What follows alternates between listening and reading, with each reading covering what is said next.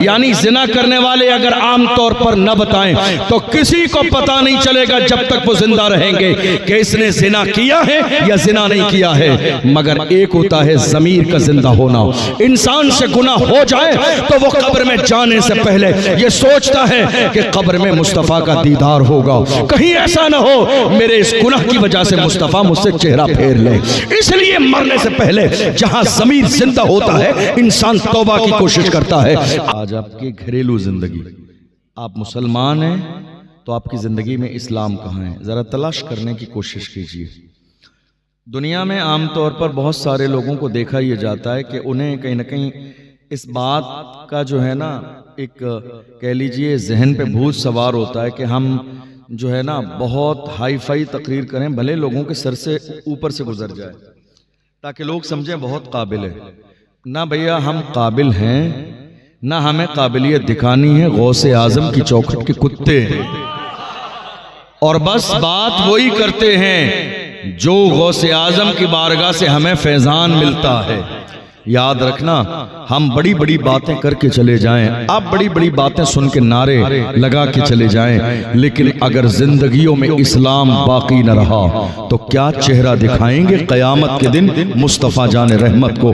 कौन सा चेहरा लेकर जाएंगे मुस्तफ़ा जाने रहमत की बारगाह में अगर जिंदगी में इस्लाम बाकी न रहा? आप जानते हैं हमारे बुजुर्गों ने जलसों की शुरुआत क्यों की थी? जलसे शुरू करने का मकसद क्या था? आप जानते हैं ये जलसा, ये एक रात का मदरसा है। मदरसा उन लोगों के लिए जिनकी उम्र मदरसे में जाने वाली नहीं है, जो काम करने वाले हैं, जो बिजनेस करने वाले हैं, जो बाज़ाब्ता खेती करने वाले हैं, जिनके पास रोजाना मदरसे में जाने का वक्त नहीं है, उनके लिए साल में एक रात का मदरसा लगाया जाता है। किसी शहर में हर महीने, किसी शहर में साल में 2 बार, किसी शहर में 3 बार, ये एक रात का मदरसा है। मदरसे का मतलब ये है कि कुछ सिखाने के लिए, कुछ पढ़ाने के लिए, ये बताने के लिए कि आप मोमिन हैं, ये बताने के लिए कि दीन क्या है, ये बताने के लिए कि इस्लाम क्या है। और अगर ये सीख गए तो याद रखना दुनिया भी कामयाब हो जाएगी, आखिरत भी कामयाब। तो ये एक रात का मदरसा है और यहां क्या करना है? आपको सीखना है। क्या करना है? यहां सीखेंगे, सीखेंगे इंशाअल्लाह। देखिए कई बार ऐसा होता है और हमें अफसोस भी होता है कुछ लोगों को देखकर जो बहुत तेजी के साथ तकरीर करके गुजर जाते हैं, ऐसी तकरीर कि कौम के समझ में एक जुमला भी नहीं आता है। मुझे नहीं लगता है कि उस जलसे का कोई मकसद हुआ, क्योंकि अगर मैं 80 की स्पीड से बोलूं और आपको इतनी समझ में आती होती तो मुझे बुलाने की जरूरत ही नहीं थी। मुझे बुलाने की जरूरत ही नहीं थी। आपने मुझे बुलाया इसलिए है कि हम कोई दीन का पैगाम सुने, समझे, ताकि उसके मुताबिक अमल करें। जो बात समझ में नहीं आएगी आपके तो आप उस पर अमल कैसे करेंगे? मेरी बात समझ आ रही है आपको? कोशिश कीजिएगा कि हम समझें। तकरीर उसी को कहते हैं जो हमारे समझ में आए। तकरीर उसी को कहते हैं जिसको हम समझें, जो हमारे दिल पर असर करे, जो हमारी जिंदगियों में इनकलाब बर्पा करे। बात करना बहुत आसान है, लेकिन याद रखना ये जो जबान चल रही है ना, इस जबान को भी हिसाब देना है क़यामत के दिन। आप जानते हैं गीबत आज हमारे समाज में आम हो गई, बुराई आज हमारे समाज में आम हो गई, किसी के खिलाफ साजिश आज हमारे समाज में आम हो गई। हमारे यहाँ जितना जबान का गलत इस्तेमाल हो रहा है, दूसरी किसी चीज का गलत इस्तेमाल नहीं हो रहा है। हम जहां बैठ रहे हैं 2 लोग बैठे हैं, जिक्र किसी तीसरे का है। जहां 3 लोग बैठे हैं, जिक्र किसी चौथे का है। जहां 4 लोग बैठे हैं, जिक्र किसी 5वें का है। हमने जबान का गलत इस्तेमाल किया और क्या सोच रहे हैं? हम जिसके बारे में बुराई करते हैं उसे मालूम नहीं है। अगर ये सोच रहे हैं, इसका मतलब ये है कि आपका ईमान अल्लाह की जात पर कमजोर है, इसलिए कि तुम जिसके बारे में बुराई और गीबत करते हो वो जाने न जाने मगर उसको पैदा करने वाला परवरदिगार देख रहा है। वल्लाहु यअलमु मा तुसिर्रून व मा तुअलिनून। तुम जो जाहिर करते हो मेरा रब वो भी जानता है, और जो तुम छुपाते हो मेरा रब वो भी जानता है। जबान का गलत इस्तेमाल आज हमारी जिंदगियों में है। आप गौर कीजिए, अल्लाह ने जबान को बनाया कैसा? अल्लाह ने जबान को 32 दांतों की कैद में रखा। 32 दांतों के बीच में कैद में, ताकि गलत इस्तेमाल ना हो। लेकिन उसके बावजूद सबसे ज्यादा गलत इस्तेमाल आज हमारी जबान का हो रहा है। यही जबान है जिसकी वजह से भाई भाई से जुदा हो जाता है। यही जबान है जिसके गलत इस्तेमाल की वजह से इमाम मुक्तदी से जुदा हो जाता है। यही जबान है जिस जबान की वजह से बीवी शौहर से जुदा हो जाती है। यही जबान है जिस जबान के गलत इस्तेमाल की वजह से आज मोहल्ले टूट रहे हैं, समाज टूट रहे हैं, बिरादरियां टूट रही हैं, सिर्फ जबान के गलत इस्तेमाल की वजह से।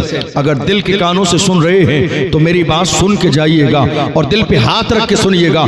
जिन्होंने जिंदगी में जबान का गलत इस्तेमाल किया, याद रखना हमने ऐसे लोग भी देखे हैं जो जबान का गलत इस्तेमाल करते रहे, बुराई करते रहे, गीबत करते रहे, किसी के खिलाफ साजिश करते रहे, सुबह से शाम तक जबान का इस्तेमाल करते रहे। गलत इस्तेमाल जबान का हमने ऐसा भी देखा। एक दिन ऐसा भी आया कि अल्लाह ने उनको फालिज की बीमारी में मुब्तला कर दिया। जबान पर फालिज का असर हो गया। अब पड़े हैं बिस्तरे मौत पर। अब जबान चलने के लिए राजी नहीं है। अब कलमा पढ़ना भी नसीब नहीं होता है। अब कुरान पढ़ना भी नसीब नहीं होता है। कुरान यही तो कहता है, इन्ना बत्शा रब्बिका लशदीद, रब की पकड़ बहुत सख्त है। डरते रहो बुराई करने से पहले कि पकड़ न लिए जाओ। गीबत करने से पहले डरते रहो कि पकड़ न लिए जाओ। किसी मोमिन के खिलाफ साजिश करने से पहले डरते रहो कि अल्लाह की तरफ से तुम्हारे ऊपर अजाब नाजिल ना हो जाए। आप क्या समझ रहे हो, समाज में कोई एक मुअज़्ज़ज़ इंसान है, मिसाल के तौर पर आपके कौम के इस वक्त रहनुमा और मुर्शिद हजरत मुफ्ती इरशादुल कादरी साहब हैं। हम जहां रहते हैं 4 लोग हमेशा हर जगह ऐसे होते हैं जो किसी न किसी बुनियाद पर मुखालिफत करते हैं और सोचते हैं इस शख्स को इतनी इज्जत कैसे मिली है, डाउन कर दें। याद रखना, अगर ये सोच आपकी है तो अल्लाह की जात पर आपको यकीन नहीं है, क्योंकि कुरान कहता है व तुइज़्ज़ु मन तशाओ व तुज़िल्लु मन तशा। इज्जत देने वाली जात रब की है। रब जिसे इज्जत देना चाहे, मेरे नबी फरमाते हैं पूरी दुनिया अगर इस बात पर जमा हो जाए कि मिलकर तुम्हें नुकसान पहुंचाए, मेरा रब न चाहे तो नुकसान नहीं पहुंचा सकते। और अगर दुनिया इस बात पर जमा हो जाए कि तुम्हें फायदा पहुंचाए, मगर मेरा रब न चाहे तो फायदा नहीं पहुंचा सकते। हम तो बड़े खूबसूरत अंदाज में ऐसे लोगों को कहते हैं, नादान को इस बात का बिल्कुल नहीं पता। व तुइज़्ज़ु मन तशाओ व तुज़िल्लु मन तशा। अल्लाह के हुजूर ये होता है फैसला। व तुइज़्ज़ु मन तशाओ व तुज़िल्लु मन तशा।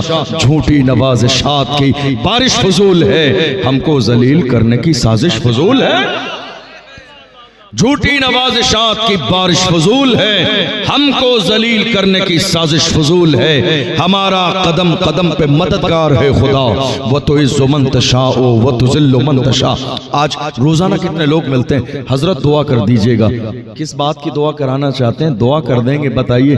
का चंद लोग दुश्मन पीछे लगे हैं, वो मेरी इज्जत खराब करना चाहते हैं। मैं कहता हूँ खुदा के बंदे जाके सजदा किया कर 5 बार खुदा की बारगाह में, और इस बात से न डर फला पड़ोसी तेरी इज्जत खराब कर देगा। इज्जत ना उसने दी है ना वो खराब कर सकता है। इज्जत देने वाली जात मेरे रब की है। रब ने तुझे इज्जत दी है, इसलिए यकीन कर अल्लाह की जात पर। जब तक तेरे कदम गुनाह की दहलीज पर न जाएंगे, तू कभी जलील और रुसवा नहीं होगा। जब तक तू खुदा की नाफरमानी नहीं करेगा, कभी जलील और रुसवा नहीं होगा। कभी तू बुराई के रास्ते पर चलेगा, तब जाके जिल्लत तेरा मुकद्दर बन जाएगी। इसलिए हम मोमिन हैं। हमारी जिंदगी देख लीजिए कहां हमारी जिंदगी गुजर रही है, गुनाहों में, शराब के अड्डों पर। हमारे 18 साल के जवान कहां हैं, 17 साल के जवान कहां हैं, शराब के अड्डे पर। आपको हैरत होगी, इस वक्त सबसे ज्यादा जिना आम हो गया। सबसे ज्यादा जिना इस वक्त आम है। आप मुझसे कहिए, मैं बड़ी हाई फाई तकरीर करके चला जाऊंगा, आप सुन भी लेंगे, सुभान अल्लाह माशा अल्लाह भी कह देंगे, मगर कल क़यामत के दिन सवाल मुझसे भी होगा, दीन कहां फैलाया। सवाल आपसे भी होगा कि दीन सीखा क्यों नहीं। बड़ी बड़ी बातें करना बहुत आसान है, लेकिन फिक्रे आखिरत करना बहुत मुश्किल काम है। कब्र के बारे में सोचना बहुत मुश्किल काम है। क्या सोच रहे हो, मेरी उम्र 22 साल की है तो अभी मेरे लिए जिंदगी की कई सालें बाकी है? नहीं मेरे अजीज, आगाह अपनी मौत से कोई बशर नहीं। सामान 100 बरस का है, पल की खबर नहीं, तुम्हें अंदाजा भी नहीं है। हम जब 500 किलोमीटर का रोजाना सफर करते हैं तो हम देखते हैं 5-5 जगह लाशें पड़ी हुई हैं। जिस्म रोड से चिपक गया है, ट्रक का पहिया ऊपर से गुजर के चला गया है, जिस्म बाकी नहीं है। सर अलग है, धड़ अलग है, हाथ अलग है, पैर अलग है। देखकर जिस्म के रोंगटे खड़े हो जाते हैं। यही था नादान दौलत पे गुरूर करने वाला, यही था मालदारी पे गुरूर करने वाला, यही था हुस्न और जमाल पर गुरूर करने वाला। खुदा ने दिखा दिया बादशाही सिर्फ मेरी है, ताकत सिर्फ मेरी है, पावर सिर्फ मेरा है। ऐ मेरी कौम के गैरतमंद जवानों, गुनाह करने से पहले याद रखना अल्लाह ने 2 फरिश्ते तुम्हारे साथ मुकर्रर कर दिए हैं। तुम क्या सोच रहे हो, आज दुनिया में कोई मामला होता है तुम्हारी जबान कैंची से ज्यादा तेज चलती है सफाई देने के लिए। बिगड़ी हुई बात जबान से संभाल लेते हो, सोचते हो बहुत काबिल आदमी है। याद रखना कयामत के दिन तुम्हारी जबान चलेगी नहीं। अल्लाह का कुरान कहता है अल यौमा नख्तिमु अला अफवाहिहिम व तुकल्लिमुना ऐदीहिम व तशहदु अर्जुलुहुम बिमा कानू यअमलून। जबान बोलेगी नहीं, मोहर लगा दी जाएगी। तुम्हारे जिस्म के आज़ा तुम्हारे खिलाफ गवाही देंगे। जबान बोलेगी नहीं, हाथ तुम्हारे खिलाफ गवाही देंगे, पैर तुम्हारे खिलाफ गवाही देंगे, जिस्म का एक एक हिस्सा तुम्हारे खिलाफ गवाही देगा। आज हमारे यहाँ सबसे बड़ा मसला क्या है, हमारी और आपकी जबानों पर सवाल सिर्फ इतना है, हजरत क्या करें, कारोबार नहीं चलता है, हजरत क्या करें, परेशानी बहुत है। दिल के कानों से सुनिएगा, एक एक बात कुरान और हदीस की रोशनी में सुनाऊंगा आपको। दिल के कानों से सुन के जाइएगा और अपनी जिंदगी में शामिल करने की कोशिश कीजिएगा। आज शिकवा क्या है, हजरत कोई ऐसा तावीज मिल जाए कि हमारे कारोबार बेहतर हो जाए, कोई ऐसी दुआ हो जाए कि हमारी जिंदगी बेहतर हो जाए। आप जानते हैं किसी ने ये बात आपके जहन में डाल दी, साहब किसी ने जादू करा दिया इसलिए कारोबार फेल हो गया है, किसी ने बंदिश करा दी है इसलिए आपकी दुकान नहीं चल रही है, किसी बाबा ने तावीज कर दिया है इसलिए कारोबार और बिजनेस फेल हो गया। मेरे अजीजों गौर तो करो जरा, सादिक व मसदूक पैगंबर से पूछो, या रसूल अल्लाह रिज्क में हमारे घर में कमी क्यों आई, हमारे घर में ये दौलत की कमी क्यों आई, हमारी जिंदगी में ये परेशानियां क्यों आई। जिस दिन तुम हुजूर से पूछोगे, याद रखना असल चेहरा मेरे नबी की जबान से निकलने वाले जुमले तुम्हें दिखा देंगे कि जिंदगी में परेशानी क्यों है।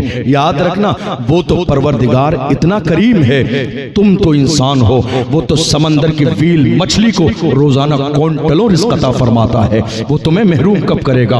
वो तो सांप बिच्छू और कीड़े मकोड़े को भी रिस्क देता है, हम तो फिर अशरफुल मखलूकात हैं। अल्लाह का कुरान कहता है वमा मिन दाब्बतिन फिल अर्दि इल्ला अल्लाह रिज़्कुहा, जमीन में कोई जानवर भी ऐसा नहीं है मगर अल्लाह अपनी रहमत से उसे रिस्क अता फरमाता है।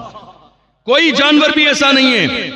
आप गौर कीजिए हमारे रिस्क में कमी कहां से आई, हमारा बिजनेस फेल क्यों हुआ, मैं वजह भी बताऊं और इलाज भी। हमारे कारोबार फेल क्यों हुए, हमारी बेटियों के रिश्ते क्यों टूट गए, हमारी खेतियां तबाह बर्बाद क्यों हो गई। क्या किसी ने तावीज कराया, क्या किसी ने गंडा कराया, या किसी बाबा ने हमारे लिए सिफली अमल कर दिया। नहीं मेरे अजीजों, अल्लाह के महबूब सादिक व मसदूक पैगंबर से पूछ लो। मेरे आका सल्लल्लाहु अलैहि वसल्लम इरशाद फरमाते हैं जिना में 6 मुसीबतें हैं, जिना में 6 मुसीबतें हैं, 6 मुसीबतें। जब कौम में जिना आम हो जाए, जब जवान जिना की दहलीज पे कदम रखते हैं, जब हमारे जवान रात को अपनी रंगीन करने लगे, जब जवानों को अपनी जवानी का एहसास न हो। जवानों तुम्हें अंदाजा भी नहीं है, किसी भी दौर में मेरी कौम के जवान ऐसे नहीं थे जो आज गुनाहों की दहलीज पर हैं। डॉक्टर इकबाल से पूछो जवान कैसे थे, तो डॉक्टर इकबाल ने कहा था मेरी कौम के जवान ऐसे थे, टल न सकते थे अगर जंग में अड़ जाते थे, पांव शेरों के भी मैदान से उखड़ जाते थे, तुझसे सरकश हुआ कोई तो बिगड़ जाते थे, तीर क्या चीज है, हम तोप से लड़ जाते थे, शान आंखों में न जचती थी जहादारों की, कलमा पढ़ते थे हम छाओं में तलवारों की, हम जो जीते थे तो जंगों की मुसीबत के लिए या रसूल अल्लाह, और मरते थे तेरे नाम की अजमत के लिए। दश्त तो दश्त है, दरिया भी न छोड़े हमने, बहरे जुल्मात में दौड़ा दिए घोड़े हमने।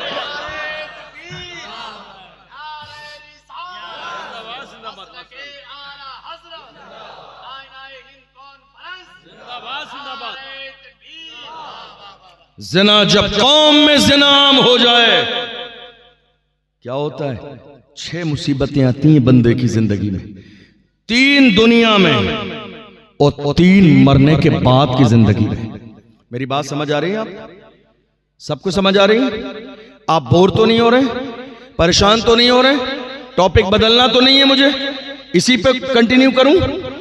मेरे आका ने फरमाया मुसीबत क्यों आती है, परेशानी क्यों आती है, कारोबार फेल क्यों होता है, रिस्क में तंगी क्यों आती है, बीमारियां क्यों आती हैं, जिल्लत क्यों आती है, रुसवाई क्यों होती है, आजमाइशें क्यों आती है? मेरे आका फरमाते हैं जब इंसान जिना का आदी बन जाए, जब इंसान जिना करने लगे तो जिंदगी में 6 मुसीबतें आती हैं, 3 दुनिया की जिंदगी में, 3 मरने के बाद की जिंदगी में। या रसूल अल्लाह, दुनिया की जिंदगी में जो 3 मुसीबतें आती हैं जरा इरशाद फरमाइए वो 3 मुसीबतें क्या हैं?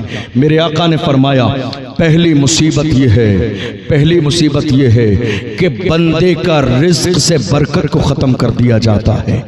बंदा एक एक लुकमे के लिए परेशान हो जाता है, एक एक लुकमे के लिए तरसता है, एक एक लुकमे के लिए तड़पता है। तुम्हें अंदाजा नहीं है जिस कौम में ज़िना आम हो जाता है वो कौम जिल्लत और रुसवाई के दलदल में फंस जाती है। एक एक लुकमे के लिए लोग परेशान हो जाते हैं। जिस कौम में ज़िना आम हो जाए, तुमने देखा नहीं कोरोना का जमाना हमारे लिए सबसे बड़ी मिसाल है। कितने लोग सिर्फ रोटी न मिलने की वजह से मर गए, कितने लोग जो है दुनिया को छोड़ के चले गए सिर्फ इस बुनियाद पर कि उन्हें खाना ना मिला।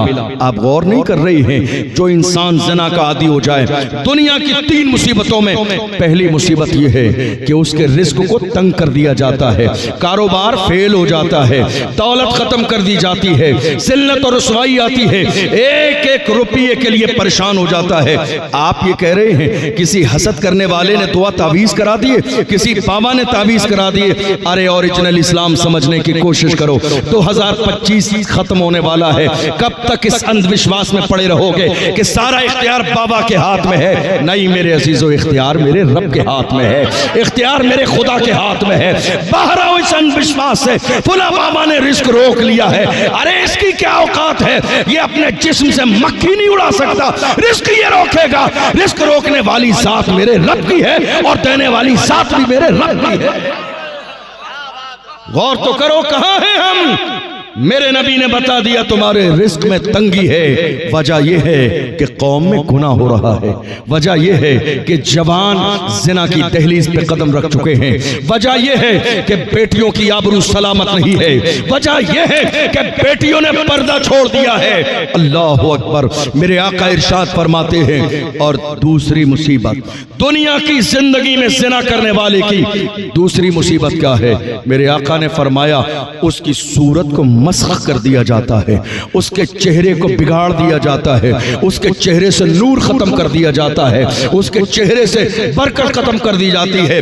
कहाँ जा रहे मेरे जवान? शादी में जाना है तो जा रहे हैं सैलून वाले के पास, फेशियल ऐसा करना कि मेरा चेहरा चमक जाए। अरे नादान इंसान, दुनिया की कोई क्रीम तेरे चेहरे को चमका नहीं सकती। चमक चेहरे पे खुदा की रहमत से आती है, चेहरे पे चमक खुदा के करम से आती है। दुनिया की किसी क्रीम की, किसी सैलून वाले की ये हैसियत नहीं है कि खुदा गुनाह की वजह से रौनक छीन ले तो दुनिया का कोई ताकतवर इंसान चेहरे पे रौनक वापस कर दे। पैगंबर फरमाते हैं चेहरा बिगाड़ दिया जाता है जिना करने वाले का। या रसूल अल्लाह, तीसरी मुसीबत क्या है? मेरे आका ने फरमाया जिना करने वाले की जिंदगी में तीसरी मुसीबत यह है कि उसकी उम्र कम कर दी जाती है, उसे मौत जल्दी आती है, मौत उसे जल्दी आती है, उसकी उम्र कम कर दी जाती है। आप देख नहीं रहे हैं हमारे यहाँ क्या कहा जाता, अरे कल शाम को तो मुलाकात हुई थी, अच्छा भला था, बीमार नहीं था, अचानक से रात को मर गया। सुबह ही तो मुलाकात हुई थी, अभी बाजार ही में तो मिला था, अभी तो साथ में खाना खा के गया है, 4 दिन पहले शादी में मिला था, अभी फलां जगह। ये जो जुमले हमारी जबान पर हैं, तुम्हें अंदाजा नहीं मेरे नबी ने क्या फरमाया, उम्र से बरकत को खत्म कर दिया जाता है, उम्र कम कर दी जाती है, फिर मौत बहुत तेजी के साथ आती है। देख नहीं रहे हो, एक एक दिन में कभी कभी जब शहर का बड़ा कब्रिस्तान हो जाके देख लीजिए, एक एक दिन में जनाजे की नमाज हटाई जाती है, हजरत दूसरा जनाजा तैयार, दूसरा हटाया गया, हजरत 5वां जनाजा तैयार। एक एक शहर के अंदर 10-10, 15-15 जनाजे आज की तारीख में रखे हुए हैं। हम कब सोचेंगे, हम कब सोचेंगे खुदा ने हमें अक्ल क्यों अता फरमाई, खुदा ने हमें कुरान जैसी दौलत क्यों दी है, ताकि हम पढ़ें और पढ़ने के बाद समझें। 3 मुसीबतें इंसान की जिंदगी में। कहा या रसूलल्लाह मरने के बाद क्या तकलीफ है? हुजूर ने फरमाया मरने के बाद की तकलीफ यह है कि अल्लाह कयामत के दिन ज़िना करने वाले बंदे से नाराज होगा, उसकी तरफ देखेगा भी नहीं, नाराज होगा मेरा परवरदिगार। और दूसरी बात का अल्लाह ऐसे बंदे से सख्त हिसाब लेगा, सिर्फ हिसाब नहीं लेगा, सख्त हिसाब लेगा। और तीसरा फरमाया जहन्नम में डाल दिया जाएगा ऐसे बंदे को, उसके लिए जहन्नम। और जहन्नम कैसी है? आपने हमेशा उलमा की ज़बान से जहन्नम लफ्ज़ सुना, कभी अपने उलमा से कहिए ज़रा जहन्नम के अंदर के हालात बताएं, आपको कई दिन सुन के नींद नहीं आएगी। मेरे आका ने इरशाद फरमाया जहन्नम की आग का आलम यह है कि अगर जहन्नम की दीवार में एक सुई लगा दी जाए और एक सुई के बराबर सुराख हो जाए तो उसकी आग की शिद्दत की वजह से पूरी दुनिया जलकर खाक हो जाए। ये जहन्नम का आलम है। गौर करो, मेरे नबी फरमाते हैं ज़िना करने वाले को जहन्नम की आग में डाल दिया जाएगा। जरा दिल के कानों से सुनिएगा, एक नौजवान लड़की है, ज़िना पर आमादा है, एक दीनदार लड़के को बुलाया और बुलाने के बाद कहा क्या तू इस बात पर राजी नहीं है कि मैं तेरे लिए तैयार हुई हूँ, मैंने बाज़ाब्ता 16 सिंगार तेरे लिए किए हैं, अब तू मेरे साथ ज़िना करने के लिए राजी नहीं है? शरीफ इंसान जिसकी तरबियत उसके वालिदैन ने अच्छे तरीके से की, कुरान और हदीस की रोशनी में की, नमाज पढ़ने वाला, बुजुर्गों से ताल्लुक रखने वाला, अल्लाह अकबर, जवान आ गया, वो लड़की भी आ गई, दोनों आस पास बैठे हैं। उसने कहा मुझे आधा घंटे की मोहलत दे दे। आधा घंटे की मोहलत मिल गई। क्या किया उस जवान ने? घर से चिराग मंगाया, चिराग मंगाने के बाद चिराग को जला लिया और चिराग जलाने के बाद उसने चिराग की लौ पर अपनी उंगली चंद सेकंड के लिए रखी। जवानों सुन के जाना, दिल की तख्ती पे लिख के ले जाना, ताकि जिंदगी में कभी शैतान तुम्हें यहां तक न पहुंचाए। जवान ने चिराग की लौ पर अपनी उंगली रखी और 2 सेकंड के बाद हाथ हटा लिया। किसी में हिम्मत है जो 10 मिनट कह रहा हूं, 1 मिनट चिराग के सामने अपना हाथ कर दे? इतनी बारीक सी लौ, इतनी बारीक सी लौ, उसके सामने भी कोई 1 मिनट अपनी उंगली को नहीं रख सकता। अल्लाह अकबर। फिर दूसरी उंगली बढ़ाई, हाथ खींच लिया, तीसरी उंगली बढ़ाई, हाथ खींच लिया, हथेली की हाथ खींच लिया। वो लड़की कहती है जवान क्या बात है, हुस्न तेरे सामने है, शबाब तेरे सामने है, जमाल तेरे सामने है, सब कुछ तेरे सामने है और तू ये मजे करने में लगा है, आंख पर उंगली रख रख के चेक करता है। अल्लाह अकबर। उस जवान ने कहा था नादान औरत तुझे अंदाजा नहीं, मैं देख रहा हूं, मेरे नबी का फरमान है जहन्नम के अंदर डाल दिया जाएगा। मैं देख रहा हूं, क्या दुनिया की आग पर एक लम्हे के लिए उंगली रख के गवारा कर सकता हूं? क्या मैं बर्दाश्त कर सकता हूं?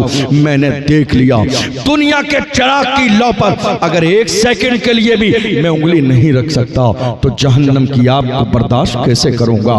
ये फिक्र थी, ये अंदाज था, ये आखिरत की तैयारी थी, ये अल्लाह से डर था, ये सीने में ज़मीर जिंदा था।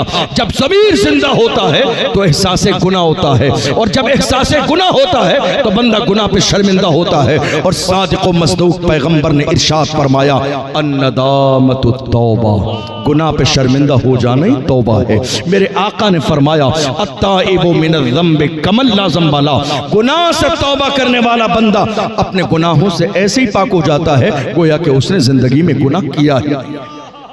एक औरत आई हुजूर की बारगाह में, तवज्जो है आपकी, एक औरत आई हुजूर की बारगाह में, हमारे यहाँ आज जानते हो क्या है, हमारे यहाँ मिजाज ये बना है, गुनाह हमने किया, गुनाह हमारी औलाद ने किया, गुनाह हमारे दोस्तों ने किया, तो वो गुनाह छुपाया जाता है, और गुनाह अगर किसी दूसरे ने किया तो वो अखबार में छपाया जाता है ताकि ज़माने को पता चल जाए। यही है हमारे ईमान की कमज़ोरी। और हम गुनाह करने के बाद इंसान का मिजाज ये है, आप जानते हैं मेरे आका ने एक बार जिंदगी में ज़बान बाहर निकाली और ज़बान को पकड़ा, और ज़बान पकड़ के मेरे नबी ने फरमाया ये तन्हा ज़बान इतनी खतरनाक है कि इसके गलत इस्तेमाल की वजह से लाखों लोग जहन्नम का ईंधन बन जाएंगे। ये ज़बान है। इंसान गुनाह करने के बाद बजाय इसके ये कह दे गलती हो गई, एक जुमला कह दे मुझसे गलती हो गई, जब वो कह दे गलती हो गई बात खत्म हो गई। मगर आज का इंसान कैसा है, एक जुमला कहने के बजाय 1000 गलत दलीलें दे देता है सिर्फ अपने आप को सही साबित करने के लिए। अल्लाह अकबर। मेरे आका सल्लल्लाहु अलैहि वसल्लम के दीवानों, उस दौर में लोगों का मिजाज क्या था, वो गुनाह करते थे तो गुनाह करने के बाद चल के हुजूर की बारगाह में आते थे, और वो ये चाहते थे कि गुनाह की सजा हमें दुनिया ही में मिल जाए ताकि मरने के बाद हमें जलील और रुसवा न होना पड़े। आज हमारी जबान पर क्या जुमला है, जन्नत हमारी है और हमारे बाप की है। ये जुमला हम जज्बाती होके बोल देते हैं, मस्ती और मजाक में बोल देते हैं, तुम्हें अंदाजा भी नहीं दुनिया जिस जात को गौसे आजम कहती है, जमाने ने देखा कंकरियों के ऊपर सक रख कर गौसे आजम दुआ कर रही है, ऐ अल्लाह अगर मेरे आमाल तेरी बारगाह में कबूल करने के काबिल न हो तो कयामत के दिन मुझे नाबीना उठाना, ताकि मैदान महशर में दुनिया के सामने मुझे शर्मिंदगी न हो। कौन गौसे आजम, अल्लाह अकबर, कौन गौसे आजम जिनकी शान ये है पूरी दुनिया में रहने वाला बंदा परेशानी के वक्त में उन्हें पुकारता है तो आज की तारीख में भी बगदाद मोहल्ला से मदद पहुंचती है। ये शान गौसे आजम रज़ी अल्लाह ताला अन्हु की है। मगर आजिज़ी देख लीजिए, मगर तवाज़ो देख लीजिए अल्लाह की बारगाह के अंदर। अल्लाह अकबर। हम छुपाने में लगे हैं, अपने गुनाह पर शर्मिंदा नहीं है। एक औरत आई हुजूर की बारगाह में, तवज्जो है आपकी, एक औरत आई हुजूर की बारगाह में, कहा या रसूल अल्लाह तहिरनी, या रसूल अल्लाह, या रसूल अल्लाह मुझे पाक कर दें। क्या कहा, सब बोलिए, या रसूल अल्लाह मुझे पाक कर दें। मेरे आका ने फरमाया क्या हुआ, कहा या रसूल अल्लाह शैतान ने बरगला दिया, मुझसे जिना हो गया। वो चाहती तो छुपा लेती, वो चाहती तो बताती नहीं, वो चाहती तो चल के नहीं आती, वो चाहती तो किसी को पता नहीं चलता। आप जानते हैं जिना कहाँ होता है, रोडों पे जिना नहीं होता है। ये और बात है जो दूसरे जिना हैं आज वो रोडों पे भी होने लगे हैं, वरना जिना रोडों पे नहीं होता है, अंधेरी रात में जिना होता है, तन्हाई में जिना होता है। यानी जिना करने वाले अगर आम तौर पर न बताएं तो किसी को पता नहीं चलेगा जब तक वो जिंदा रहेंगे कि इसने जिना किया है या जिना नहीं किया है। मगर एक होता है ज़मीर का जिंदा होना।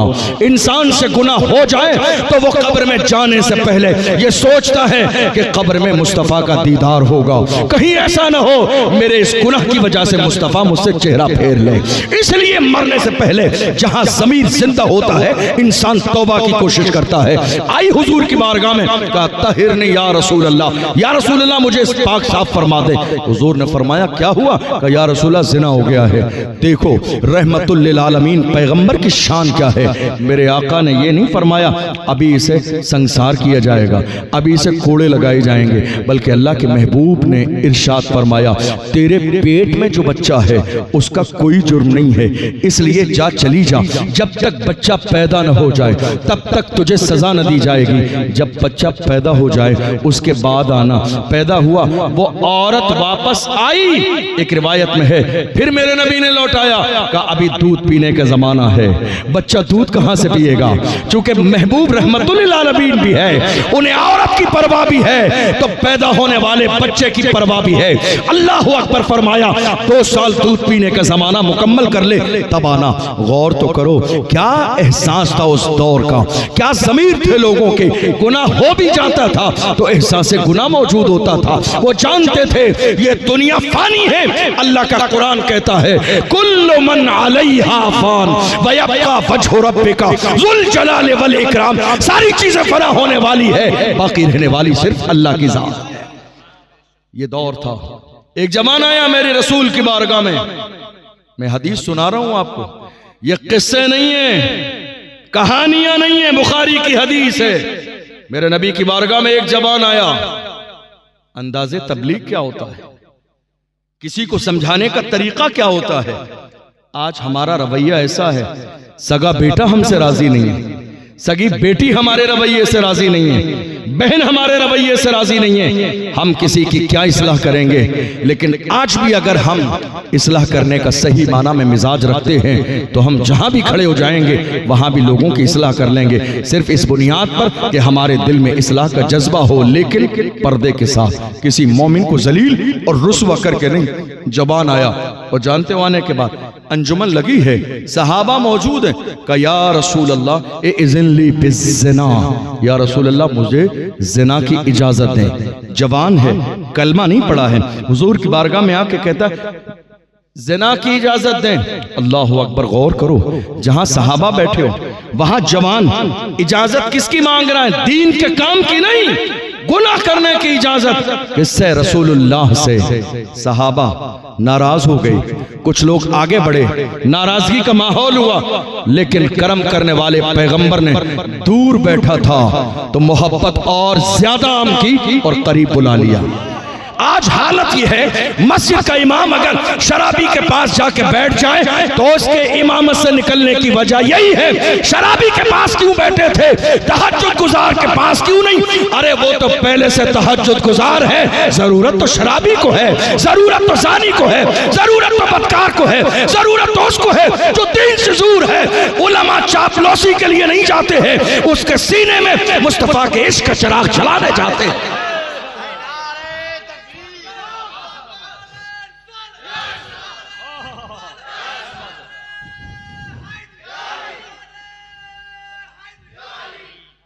अंदाजे तबलीग क्या है, तबलीग क्या है, जो जितना ज्यादा गुनाह करने वाला है उसको धुतकार दोगे बागी हो जाएगा, भगा दोगे बागी हो जाएगा, बेइज्जत करोगे बागी हो जाएगा।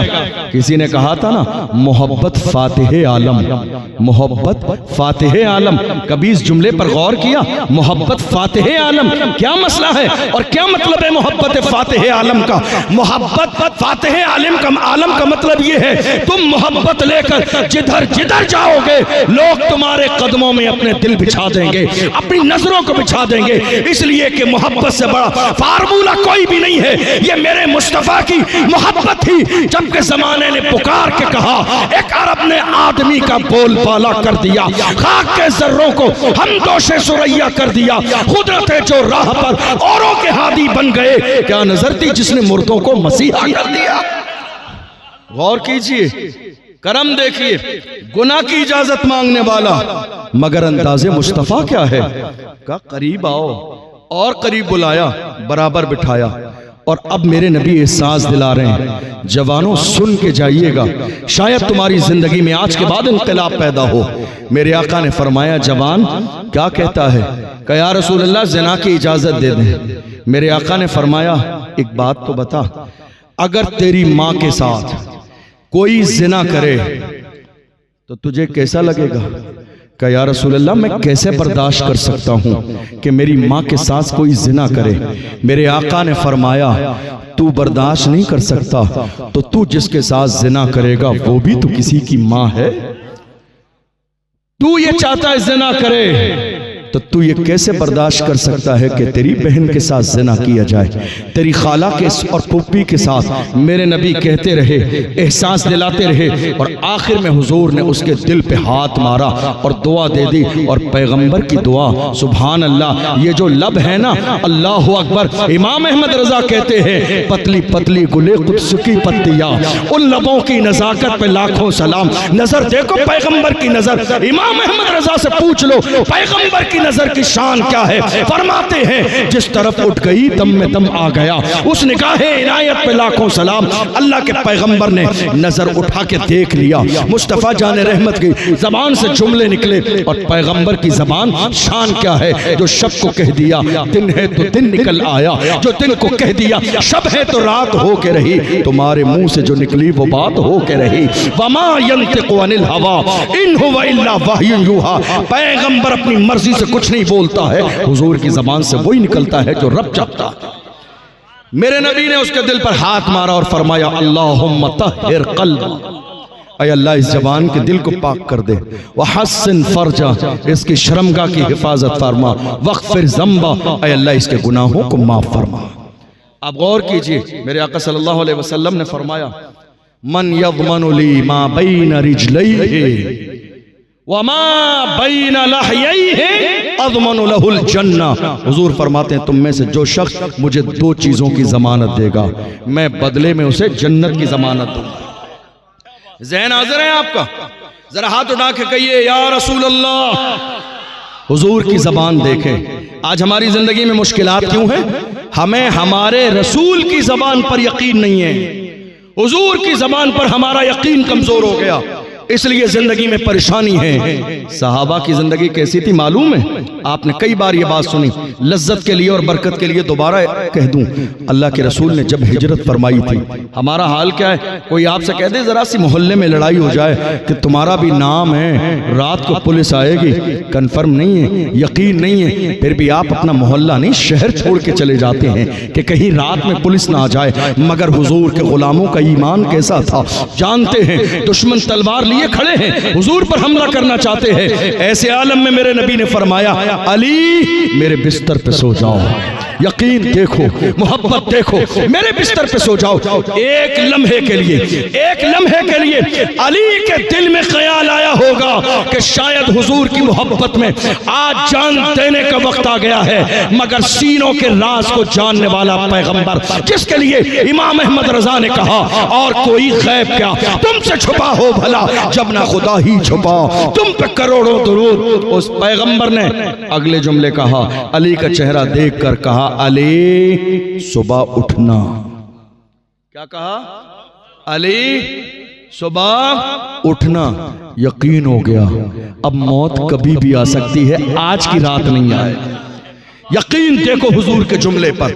लेकिन दिल में ख्याल ये भी आया होगा कि हुजूर तो चले जाएंगे, दुश्मन घर में दाखिल होंगे, मुझे देखेंगे, कहीं ऐसा ना हो हमला ना कर दें। अगले लम्हे मेरे नबी ने सामान दे के कहा ये मक्के वालों की अमानतें हैं, तुम दे के मदीने आ जाना। अली को यकीन हो गया अब मौत मुझे मक्के में नहीं आएगी, अब मुझे मौत यहाँ नहीं आएगी। क्यों? हुजूर ने कहा है।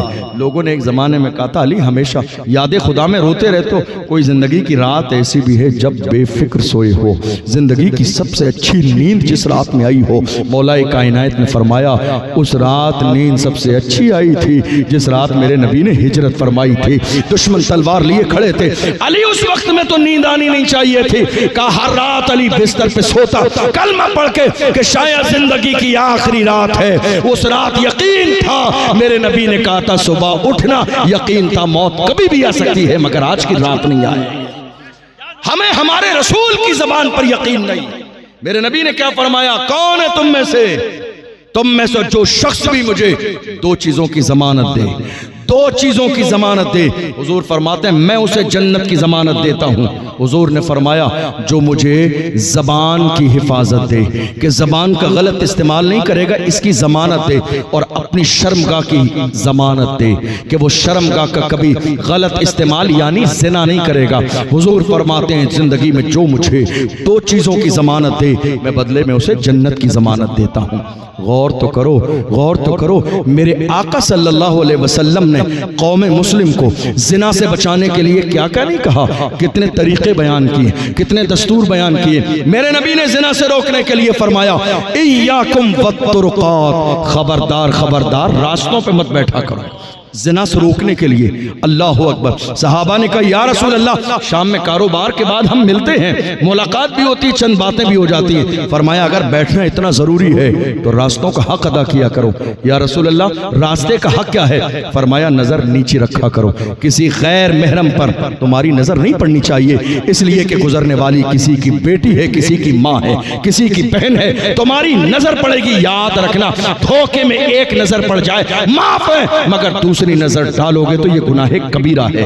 अल्लाह अकबर। गौर तो करें, कुरान में बार बार कहा जा रहा है, ए महबूब, कुल लिल मुमिनीना यगुद्दू मिन अबसारिहिम व यहफज़ू फुरूजहुम ज़ालिका अज़का लहुम। फरमाया जा रहा महबूब, ईमान वालों से कह दो वो अपनी शर्मगाहों की हिफाजत करें, नजरों को नीचा रखें। औरतें भी शामिल हैं, मगर ऐलान खास किया जा रहा है, वकुल लिल मुमिनाति यगुद्दुना मिन अबसारिहिन्ना व यहफज़ना फुरूजहुन्ना वला युब्दीना ज़ीनतहुन्ना। महबूब ऐलान कर दो, औरतें अपनी शर्मगाहों की हिफाजत करें, अपनी जीनत को जाहिर न करें। गौर करो, कुरान किसके लिए नाजिल किया गया?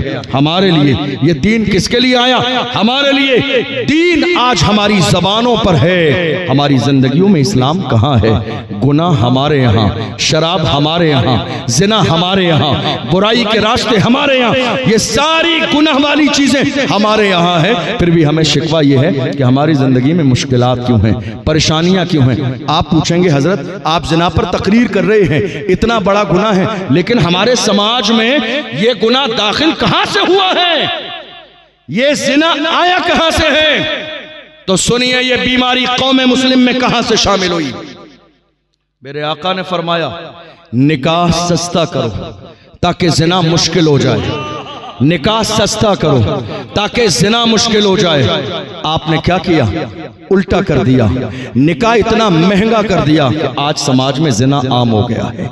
निकाह इतना महंगा कर दिया, जानते हो मेरे आका ने यहां तक फरमाया, माएँ भी बैठी हैं हमारी, बुजुर्ग भी बैठे हुए हैं जो बेटियों के बाप हैं। हुजूर का फरमान है, मेरे आका ने फरमाया, अगर कोई लड़का या लड़की जिना कर ले और गुनाह में मुब्तला हो जाए, जिम्मेदार गुनहगार उसके माँ बाप हैं। या रसूलल्लाह, माँ बाप क्यों हैं? फरमाया अगर ये सही उम्र में बालिग होने के बाद शादी कर देते तो जिना की नौबत नहीं आती। जिम्मेदार ये हैं। हमारे समाज में क्या मिजाज बना लिया गया? माएँ, जरा दिल के कानों से मेरी बात सुन के जाएं, कितनी माएँ ऐसी हैं, 50-50 रिश्ते हमारे दरवाजे पर आ गए, मगर रिश्ता इसलिए लौटा दिया गया, नहीं लड़का सरकारी नौकर नहीं है, रिश्ता नहीं दिया जाएगा। तुम्हें आजाद का वारा नहीं है, आजाद पसंद नहीं है, तुम्हें नौकरी करने वाला सिर्फ नौकर चाहिए, नौकर नहीं मिलेगा। अरे नौकर नहीं मिलेगा, रिश्ता नहीं करेंगे। नौकर किस लिए चाहिए? वो ज्यादा पैसे कमाएगा। नहीं मेरे इंसान, नहीं मेरे अजीज, तू नादानी कर रहा है। ये मत सोच कि तेरी बेटी को रिस्क देने वाला ये लड़का है, रिस्क देने वाली रब की जात है। ये शौहर है, जरिया और वसीला है, रिस्क देने वाली जात मेरे रब की है। ये न सोचो कि लड़का सरकारी नौकर हो, बल्कि ये सोचो कि लड़का शरीफ हो, दीनदार हो, शराबी न हो, जुआरी न हो, अय्याश न हो, मक्कार न हो, बदकार न हो, गुनाहों की दहलीज पे कदम न रखा हो। दीनदार लड़का मिले, अपनी बेटी को निकाह के साथ रुखसत कर दो। और कई बार हमने कई जगह जलसों में गए, लोगों ने कहा हजरत आप सब जगह तकरीर करने जाते हैं, कोई अच्छा रिश्ता हो बताइएगा। एक दिन वो मिले, हमने कहा एक रिश्ता है, बता दिया कैसा रिश्ता है। सुन रहे, मेरी बात समझ आ रही है आपको? रिश्ता कैसा है? हमने कहा बहुत अच्छा रिश्ता, बताइए। हमने कहा रिश्ता इतना अच्छा है, लड़की 5 वक्त की नमाजी है, फजर के बाद रोजाना कुरान का 1 पारा पढ़ती है, बाप हाजी साहब हैं, भाई पल्लेदारी मजदूरी करता है, रिस्क हलाल कमा के लाता है, बहुत करोड़पति तो नहीं है लेकिन दीनदार घराना है, हलाल खाते हैं, शराब जुए सकते, तमाम गुनहगारों से, गलत कामों से दूर हैं। सब कुछ बता दिया। कहते हैं हजरत कोई अच्छा रिश्ता बताइए। क्या अच्छा रिश्ता बताइए? हमने कहा खुल के कहिए, इस अच्छे को लफ्ज़ मालदारी से तब्दील कर दीजिए कि मालदार रिश्ता बताइए। इससे अच्छा रिश्ता क्या मिलेगा? आज के ज़माने में लड़की 5 वक्त की नमाजी है, इससे अच्छा रिश्ता क्या मिलेगा? लड़की कुरान फजर के बाद पढ़ रही है, इससे अच्छा रिश्ता क्या मिलेगा? बाप हाजी है, 5 वक्त का नमाजी है, बेटा रिज़्क़ हलाल कमाता है, इससे अच्छा रिश्ता क्या मिलेगा? मैं तो हैरान हूँ उन बूढ़े माँ बाप की अक्लों पर जो शादी से पहले रट लगाए बैठे हैं, बेटे को 4 व्हीलर चाहिए। अरे नादान और गाफिल माँ बाप, सुनो तो सही, ये 4 व्हीलर तुम्हें इस्तेमाल करने को नहीं मिलेगी। तुम क्यों मांग कर बुरे बन रहे हो? तुम क्यों मांग कर जुल्म कर रहे हो? तुम क्यों मांग कर अपने बेटी की जिंदगी तबाह और बर्बादी के तहाने पर ले जा रहे हो? नहीं मेरे अजीजों, किसी के देने से जिंदगी नहीं गुजरती है, सही माना में देने वाली जात मेरे रब की है। रिश्ता इस बुनियाद पर मत करो। मेरे आका फरमाते, जो मर्द किसी लड़की से रिश्ता मालदारी की वजह से करेगा, अल्लाह उस मर्द को और ज्यादा मोहताज कर देगा। हदीस में लिखा है, मैंने अपनी तरफ से नहीं कहा, जो लड़का लालच में मालदारी की शादी करेगा। आज हुआ क्या, हमारी बच्चियां जवान हो गई, मगर हमने जहेज का सामान इकट्ठा करने के बहाने बेटियों को रुखसत नहीं किया।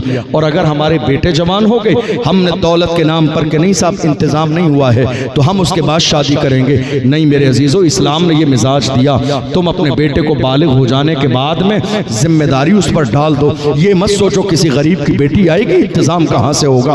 जिस तरह रिस्क अल्लाह तुम्हें देता है, आने वाली बेटी का रिस्क भी अल्लाह के इख्तियार में है, देने वाली मेरे रब की जात है। लेकिन कोशिश करो तुम शादी जल्दी करोगे। मेरे रसूल ने फरमाया, बेहतरीन निकाह वो है जिसमें दौलत कम खर्च की जाए। बेहतरीन शादी वो है जिसमें पैसे कम खर्च किए जाएं। नुकसान क्या है ज्यादा का मालूम है आपको?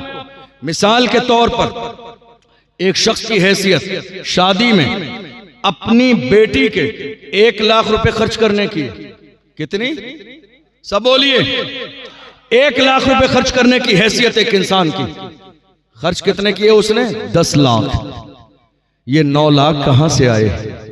भाई ने दिए, चाचा ने दिए, मामू ने दिए। आज दौर ऐसा आ गया, लोग मर जाते हैं इलाज कराने के लिए, कोई 10,000 रुपए नहीं देता है। 10 लाख कौन दे देगा मोहब्बत में? हमें बात समझ में आ गई।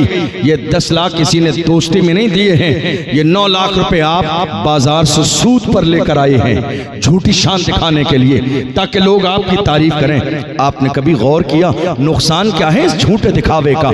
जितनी हैसियत है उतना जाहिर कीजिए। दिखावा हमेशा तकलीफ देता है, दिखावा हमेशा रुलाता है। आप चादर से ज्यादा पैर न फैलाइए। मेरे आका ने इस चीज को पसंद नहीं फरमाया। 9 लाख रुपए आप सूद पर लेकर आए और आपने 10 रंग का खाना बना दिया सूद के पैसों से। हराम है हराम, सूद लेना भी हराम है, सूद देना भी हराम है, सूद के पैसों से बनाया हुआ खाना भी हराम है। क्या कर रहे हैं? खाना तुमने लगा दिया। एक नमाजी परहेजगार पूरी जिंदगी भूखा और प्यासा रहा, मगर एक लुकमा भी माले हराम न खाया, लेकिन तुम्हारे वलीमे में आके उसने हराम का लुकमा खा लिया। मस्जिद का इमाम भी तुम्हारी दावत में है, मुफ्ती साहब भी तुम्हारी दावत में है, पीर साहब भी तुम्हारी दावत में है। अल्लाह अकबर, गौर तो करो ये नुकसान कितना बड़ा हो रहा है, ये बात कितनी बुरी हो रही है। नहीं मेरे अजीजों, मेरे आका ने इस चीज को पसंद नहीं फरमाया है। खबरदार खबरदार, अल्लाह दिखावे को पसंद नहीं करता है। इसलिए हैसियत 1 लाख की है तो शादी 1 लाख की करो।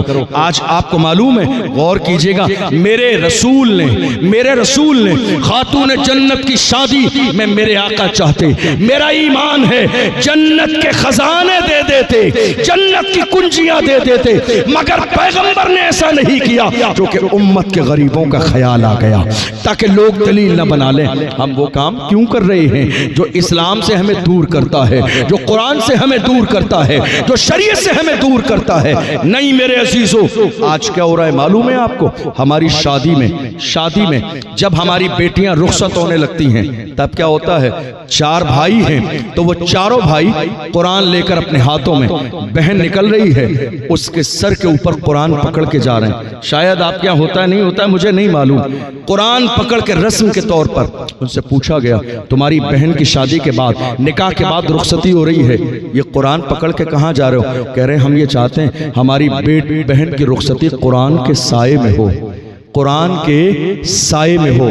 अफसोस, तुम्हारा वलीमा कुरान के साए में न हुआ, तुम्हारी शादी कुरान के साए में न हुई, तुम्हारी सगाई कुरान के साए में न हुई।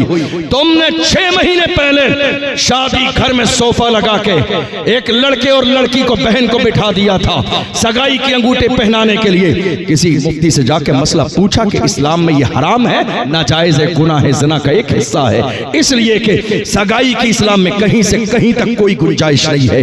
ये सगाई हमारी हमारे यहाँ फिल्मों से आई है, ड्रामों से आई है, वरना जब तक निकाह और शादी ना हो जाए एक मर्द किसी गैर औरत के हाथ को पकड़ ही नहीं सकता है, उसके हाथ में अंगूठी पहना ही नहीं सकता है। पिछले दौर में हमने देखा जब रिश्ते होते थे तो सबसे पहले कुरान तोहफे में लड़की के लिए भेजा जाता था कि बरकत के एतबार से शुरुआत रिश्ते की कुरान से हो। आज हमारा दौर बदल गया, हम सबसे पहले मोबाइल फोन भेज रहे हैं ताकि हमारे रिश्ते की शुरुआत मोबाइल फोन से हो। किस काम के लिए? रात के 4-4 बजे तक मोबाइल फोन इस्तेमाल कर रही है हमारी बेटी और हमारे बेटे। कौन नहीं जानता है? क्या लड़की की माँ नहीं जानती है कि लड़की क्या कर रही है? क्या लड़के का बाप और उसके घर वाले नहीं जानते हैं क्या कर रहे हैं? याद रखना, यह भी ज़िना का एक हिस्सा है और जितने लोग जानते हैं वो सब के सब इस गुनाह में बराबर के शरीक है। तुम सोच रहे हो आज सलाहुद्दीन अय्यूबी पैदा क्यों नहीं होते, आज टीपू सुल्तान पैदा क्यों नहीं होते, आज औरंगजेब आलमगीर पैदा क्यों नहीं होते, आज अर्तुगरुल गाजी पैदा क्यों नहीं होते? बात सिर्फ इतनी है, जब माएँ किरदार वाली होती थी तो बेटा सलाहुद्दीन पैदा होता था, जब माएँ हया वाली होती थी तो बेटा टीपू सुल्तान पैदा होता था, जब माएँ हया वाली और पर्दे वाली होती थी तब जाके बेटा अर्तुगरुल गाजी पैदा होता था, जब माएँ तहज्जुद गुजार होती थी तब जाके बेटा तारिक इब्न ज़ियाद बनता था। आज हमारे घरों में ज़बानी तौर पर इस्लाम बाकी है लेकिन प्रैक्टिकल हमारे घरों में इस्लाम बाकी नहीं है। काश कि हमने अपने घर में बेटियों को मोबाइल फोन नहीं हाथ मिला के पर्दा दिया होता तो हमारे घर का हाल ये ना होता जो आज हमारे घर का हाल हो गया। जरूरत इस बात की है, बेटियों से आप क्या समझ रहे हैं? इस्लाम ने मना किया है बेटियों से मोहब्बत करने का। जितनी इज्जत बेटी को इस्लाम ने दी है दुनिया का कोई मजहब दे ही नहीं सकता है। कुरान पढ़ो तो सही, दीन सीखो तो सही, हदीस पढ़ो तो सही। हदीस में है इज़ा दखलत अला नबी सल्लल्लाहु अलैहि वसल्लम फ़क़ाम इलैहा फ़क़ब्बलहा व अजलसहा फ़ी मजलिसिही। शान ये है बेटियों की, मेरे नबी की बारगाह में खातून जन्नत जब आती थी तो मेरे नबी इस्तकबाल में उठ के खड़े हो जाते थे मेरे नबी अपनी जगह बिठाते, हाथ चूमते, पेशानी चूमते और मेरे नबी ऐलान फरमाते फातिमा तो बिदअतु मिन्नी, फातिमा मेरे जिगर का टुकड़ा है। आपको एक छोटी सी बात बताऊं, माइक में आवाज तो बिल्कुल खत्म हो गई। आपको एक छोटी सी बात बताऊं, आज हालत यह है तलाक बहुत ज्यादा हो रही है इस वक्त, बहुत ज्यादा आज हमारे समाज में तलाक हो रही है। हमने सर्वे किया, मैं तकरीबन 5 साल से दारुल इफ्ता में बैठता हूं राजस्थान में। हमारे यहाँ तलाक लगातार तलाक। वजह क्या है? ये मेरा तजर्बा है 5 साल का। आज तलाक की सबसे बड़ी जिम्मेदार कौन है? आप कहेंगे लड़की खराब है, कोई कहेगा लड़का खराब है, कोई कहेगा घर का माहौल खराब है। नहीं मेरे अजीजों, तलाक मौजूदा दौर में जो हो रही है 90% या कहिए 95% जिम्मेदार लड़की की मां है। 95% जिम्मेदार लड़की की मां है। आप कहेंगे वो कैसे? आपने उसे मुजरिम बना दिया। मैंने मुजरिम नहीं बनाया। एक माँ आज के दौर में बेटी की शादी हो जाने के बाद भी ये चाहती है जिस तरह मेरी बेटी पे हुकूमत मायके में चलती थी ससुराल में भी मेरी हुकूमत चले। वो मेरी मर्जी से जाए, मेरी मर्जी से आए, मेरा कहना माने। मैं कहूँ आ जा तो आ जाए, मैं कहूँ चली जा तो चली